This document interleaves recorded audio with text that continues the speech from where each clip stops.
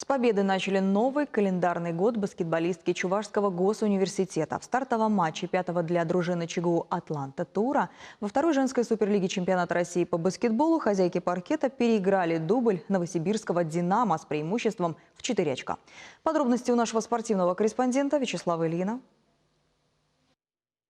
Кто и как провел новогодние и рождественские каникулы? Ответ на этот вопрос наставник женской баскетбольной дружины ЧГУ «Атланта» мог получить в очередном домашнем для себя туре розыгрыше чемпионата России по баскетболу во второй женской суперлиге. Соперник нам на старте календарного года достался более чем удобный аутсайдер лиги – дубль новосибирского «Динамо».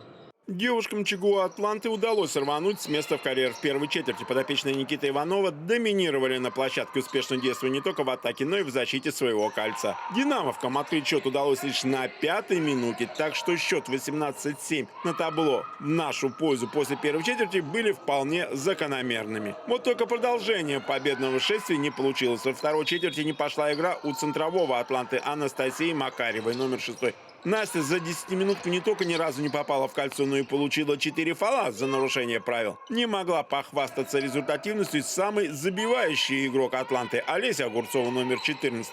За первую половину набравшая лишь 6 очков. И хоть на большой перерыв хозяйки отправились лидируя в счете 32-25, однако предчувствие бури витало под сводами спорткомплекса. Соперник уже давно в этой лиге находится, они уже поиграли. Для нас это новый соперник, что-то новое. Как показывает практика, мы все игры доводим до концовок, и у нас какая-то стезя такая, играть в концовках. И гости после перерыва показали игровой класс. Во второй половине матча они переиграли своих визави со счетом 39-46. Причем последнее слово динамовки умудрились сказать за 0,8 секунды до окончания основного времени матча.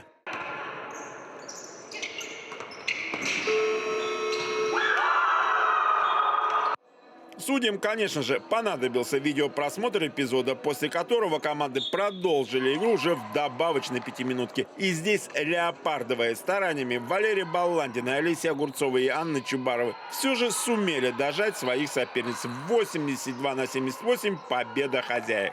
Мы еще не вкатились, некоторые игроки после болезни, кто-то вообще не тренировался, пришел только сегодня на игру. Поэтому нам физически было очень-очень тяжело, мы играли на морально-волевых. 2 победных очка позволили ЧГУ «Атланте» в турнирной таблице чемпионата переместиться на 5-ю строчку. Сумеем ли удержаться? Ответ получим сегодня. Повторная встреча начнется в 18 часов.